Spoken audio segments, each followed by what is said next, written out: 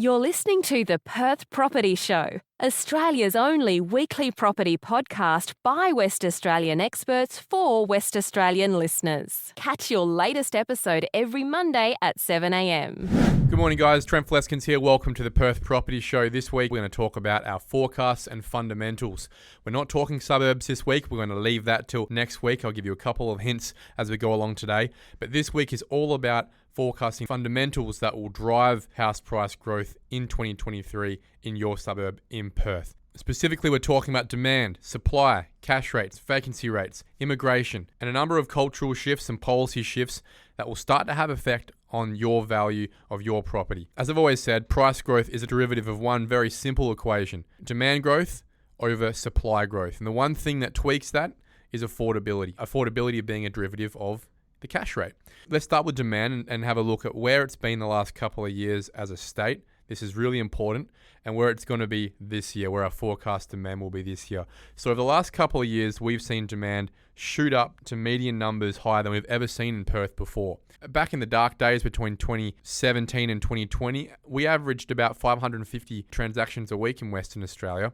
They were as low as it got for a long time, remembering that in the boom, we sat around the 800 transactions per week mark for a couple of years there. And demand really is that number one indicator of price growth. You can't have a transaction without demand. And when transactions are sitting up at new levels, it demonstrates that the growth in demand is generally going to be higher than supply, given supply always lags demand. Now, where has it been the last couple of years? Well, in the calendar year 2021, we averaged a weekly transaction number of about 930. That number absolutely eclipses where our median transaction number was in the last boom of about 800. And that was followed on again with a really strong year on average, which may surprise a lot of people given the effect interest rates have had on our back pocket, especially nationally. But in Western Australia, we went from 930 in 2021 to 911 transactions per week. So a slight reduction in overall demand for property in WA, but still consistently above our previous peak in transactions and therefore demand in Western Australia. So that's a positive. That's the first part of the equation. Demand still sits very high on average. Let's have a look at supply.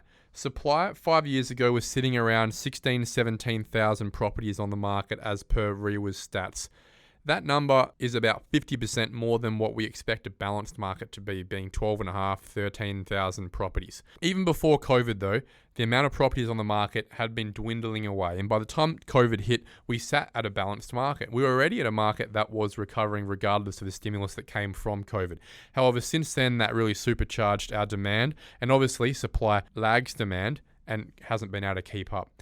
Our supply has come all the way down now to 8,000 properties, and it's sat there for the last 2 years. It's been sitting between 7,800 and 8,500 properties on the market, according to REWA, for the last 2 years. Where is it sitting right now? It's still at about 8,200 properties. That number clearly sits about 30-40% below a balanced market. And when demand sits well above long-range averages and supply sits well below long-range averages, you can see that the fundamentals for growth, as long as affordability is still conducive to transactions, which clearly it is, given demand is there, means one thing. It means growth. And that's a story we've been telling on this podcast for the last 5 years. We've been very lucky, actually, to tell a very positive story from the darkest days of Perth's property market. And it's pretty easy to tell a good story when you're coming from numbers that poor to now being at numbers that are record-breaking in WA. And what has that led to in the last 12 months? We've seen a fantastic first quarter of the year, a spillover from the boom, which we can call that a boom in 2021.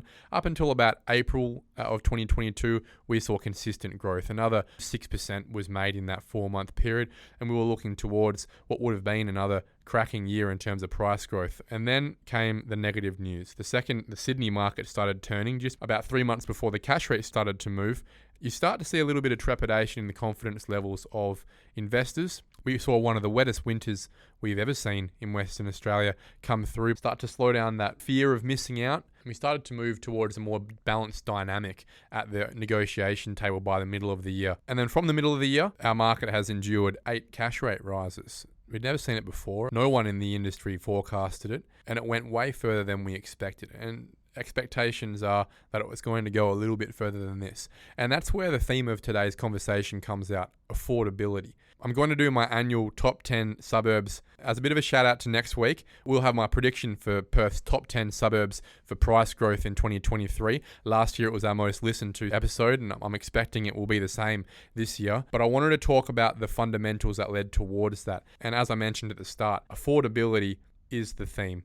That is the third part of the equation. We've spoken about demand growth, we've spoken about supply growth, and now it's about affordability. When a cash rate moves up, it reduces affordability. And as I've been saying for the last 12 months, whilst every cash rate has made a purchase price for median house price Joe with median house in that suburb less affordable, it is not unaffordable, and it's still not unaffordable in Western Australia. However, the national conversation, which comes out of Sydney and Melbourne, is continually one that is of an unaffordable market. Why? Because property prices were statistically unaffordable even before interest rates doubled. Now, we've endured a lot in the last 7 months in Western Australia, just like the rest of the nation has when it comes to the cash rate. But what has been fantastic to see is the resilience of the market, not only from a median level with regards to growth. The market has essentially moved sideways in the last 6 months. Some suburbs continuing to kick on, and those being the more affordable ones, and a few suburbs starting to show a little bit of weakness, and those being the ones that have really pushed up about 30% in the last couple of years, those being those suburbs in the inner west. And these are those suburbs that have been taken up in the last few years by those aspirational early 30s couples, one kid, one along the way, where 3 years ago, they've stretched themselves at the record low interest rates, got themselves into a property somewhere in the $800,000 to $1.5 million range.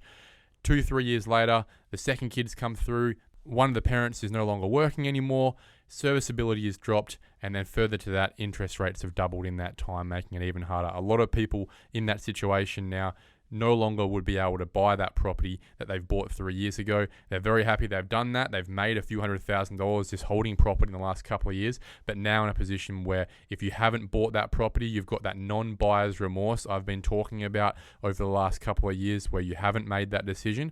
You're now not going to be able to make that decision. People really have stretched themselves in that second quartile range, and that's why we're seeing a little bit of that demand come off in those spaces, not purely from a demand basis, but an affordability basis. Supply still very tight. Those people who live there certainly don't want to leave, but demand in terms of the effervescent prices, the fizzing up of new prices that we're seeing, starting to level off in those aspirational suburbs simply from an affordability level. That won't move until wage growth starts to kick in with the labour market moving along in WA.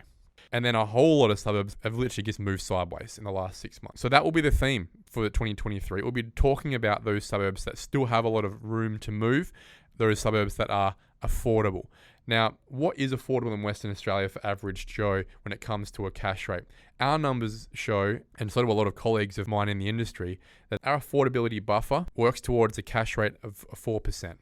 The second we get above 4%, then even the fundamentals of demand growth over supply growth start to be eliminated by the fact that average Joe just can't afford the average house in the average suburb.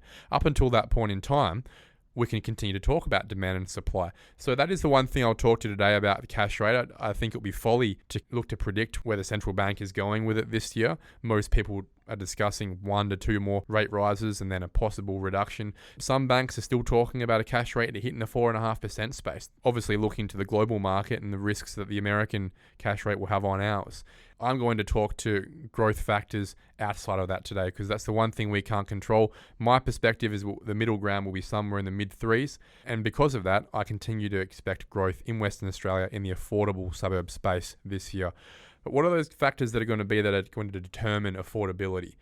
Because average Joe usually buys in the average suburb. It will be factors that are bringing different people into the market, investors from other areas, owner-occupied buyers from other countries, and new home buyers that have never bought before. Those are going to be the suburbs that have money come into them that can afford the median house price in the area, that are going to continue to push prices up in the way they have been in the last couple of years.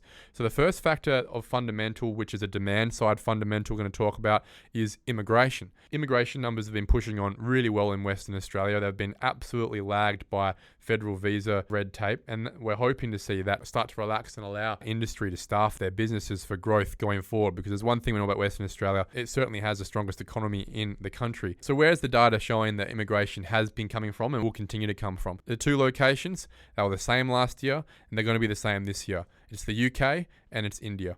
India, obviously by virtue of its massive population, it's going to be the biggest population and it's about to have the largest working population in the world in the next couple of years. But the UK is the one that really affects our market because it certainly has a preference of where it buys. If you come from the UK, you are generally buying in the city of Joondalup, the city of Wanneroo, the city of Rockingham, and the city of Mandurah. These are the places where compatriots already live. It's where they're going to continue to live. And only recently I've been informed that over 600 policemen from the UK have an application in with the West Australian Police Force to move to Western Australia. That's a huge number of people, most of those bringing with them their wife and kids as well.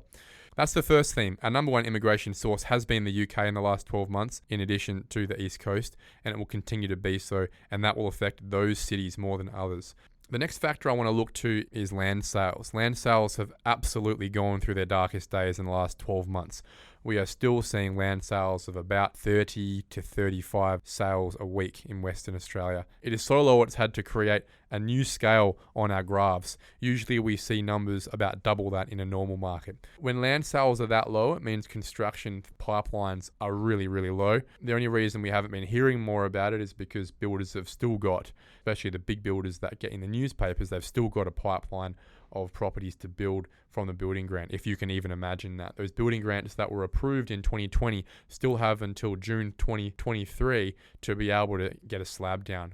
Those big builders are still working through that, but they will be finished this year. What that means is that builders will be coming on in droves, marketing back on radio, marketing on TV, in the newspapers, giving away the free kitchen packages, the free air conditioning packages to get young people to start building again. That's where we're going to start seeing a bit more throughput again, adding a bit of supply, and certainly we're going to start seeing incentives come back on the market again. If I can segue across over to construction, that cliff in work in the pipeline, especially on the mid-tier and lower-tier builders who don't have the marketing push like the big guys, is going to start seeing, and already has started seeing, labour costs come off a little bit. That absolute price gouging we've seen the last 3 years from tradies has to start coming down because they have to start asking for work. They will start asking for work soon, and that starts with the start of the build process. It starts with the guys who are laying concrete and the guys who are laying bricks. It moves on to the timber, it moves on to the roof sheeting. Right now, we're still in the midst of trying to get ceilings put up, and it will probably be tiling and paint after that. We're nearly at the end of that big wave. What we do see though at the moment is brick prices starting to come down. So we're excited to see that because we're excited to see some new supply come into the market and developers actually being able to make projects work. Because there's one thing we know about 2022, and that's that absolutely minimal amounts of new developments came off the ground that weren't building boost properties from 2020. And that helps me segue into the next thing. We've got a state government budget coming out in May, and the industry, the Property Council, REWA, UDIA, all the big guys have been pushing for assistance with property developers actually getting off the ground. We've got 70% of apartment developments right now that have been iced, waiting. No new apartment developments have come off the ground in the last 5 months. And what that foreshadows is a huge supply cliff in the next couple of years. If we're not building now, we're not supplying in 2 years' time. That only leads to one thing: price growth. Even if demand doesn't move, even if demand moves down 15-20% to transaction levels that are around the last mining boom, supply is essentially going to hit a cliff in the next couple of years. That leads to one thing: price growth. Now, I expect we're going to see some assistance from the state government. The Property Council of Australia has been calling for interest-free loans for developers to pay for their Water Corporation and Western Power government fees. They're called headworks. I expect things are going to go a little bit further than that. I expect we're going to see some more assistance when it comes to possibly stamp duty relief, to possibly indexation, the first home buyers grant, something to assist affordability, which is the key to this conversation for young people and downsizers to move either into a property or out of their property. We need more transactions in those spaces, certainly to allow the middle of the market, the rental space, to start to flow through. The government need to do something here because this will be the Achilles heel that holds back this economy. It won't be work available in the industry. It won't be lack of demand for our products. It'll be lack of labour to produce the product. It will cap what could be a really strong period for us. It needs to incentivize investors to enter the market and add significantly more supply, especially in the infill space in Perth. Otherwise, we'll not see all those workers we need entering the state, and they'll head off to the east coast instead. Well, how do we do this? The first thing they could be doing is reducing the foreign buyers surcharge. The second the McGowan government increased it a few years ago, we saw the amount of new apartment buildings starting up fall off a cliff. Why? Because whether you like it or not, Chinese investors are the ballast, they are the foundation of pre-purchase demand that underpins the finances for apartment buildings in the investor space. Without Chinese investment, the massive money behind them, we really do struggle to get investors to pitch in for a couple of years to get these apartment developments off the ground. They're like the fleet car buyers of the apartment market in Western Australia. So hopefully something can be looked at in that space to assist with supplying more investment stock for the rental market. And that's where I will segue into the rental space. Vacancy rates at 0.3%. Can you imagine 0.3%? For every 1,000 properties in the state, 3 of them are available for rent. It is insanity. Now, where is the light at the tunnel in this space? There's only one factor that's going to help with this that is a possibility this year, and that is a whole bunch of first home buyers who are finally starting to move into their building boost properties, who have been renting, who can now move out of that rental and free up a rental space because they're moving into their new place in their land estate. Now, the issue with that is it's not like we're sitting in a balanced market right now. We're at 0.3%. So even if we start to see a few thousand investment properties start to be vacated in the rental space, there is that much of a backlog of tenants looking every day right now, and a huge push of immigration who mostly go straight into the rental market to dip their toes in the water and see where they want to live, that will be soaked up straight away. My tip for this year is that the rental vacancy rate will start to increase. It has to, but it will still be below 1%, which is still emergency low levels. We cannot normalize this situation. We need to do more about adding investment stock into Western Australia, which segues the next point. There are still 27 million people in Australia, and the property market becomes more connected every day. And for the first time in 15 years, there are no property markets in the country that are forecast to grow this year except for Perth. What that does is it multiplies the amount of people looking to buy in Perth by 10. Perth is 10% of the country, and usually we're sitting in our pocket of the country with no one noticing us, getting on with our day. For the first time in 15 years, it started last year, it is going to be a huge theme of this year. Every investor who wants to buy a property around the country is going to consider themselves a national property investor, a multi-state property investor, and will be seriously considering the affordability benefits of Perth. We make more income than anyone on the East Coast except for Canberra, and our house prices are still less than half of those in New South Wales. That is an issue that will continue to be corrected, and the theme of 2021 was the early entrant, those East Coasters who recognised that. It was very normal for them to understand that. This year, it'll be very much normalised, not only in Perth, but also around the rest of the country. There's no more Adelaide, there's no more Brisbane, there's no more Hobart. Everyone in this country will be looking to Perth for their investment. And that will be the theme of next week's predictions for my top 10 suburbs. It'll be where are the investors are going, where is it affordable, where can people see a great rental yield, where can people find solid double brick, single story homes to buy around the median house price. Finally, and a little bonus one, something that's going to start pushing out next year and into the future, EV charges in apartments. It hasn't been a factor up until now because people haven't been considering it seriously, but people are going to start needing to preference, at the exclusion of everything else, properties that have the availability for EV charging. If you're going to own your house or your apartment for the next 7 years, which is what we do on average in Western Australia, you're going to need to think about EV chargers. I know the apartment building I live in does not have one power point in the basement, and I know many other apartment buildings are in the same situation.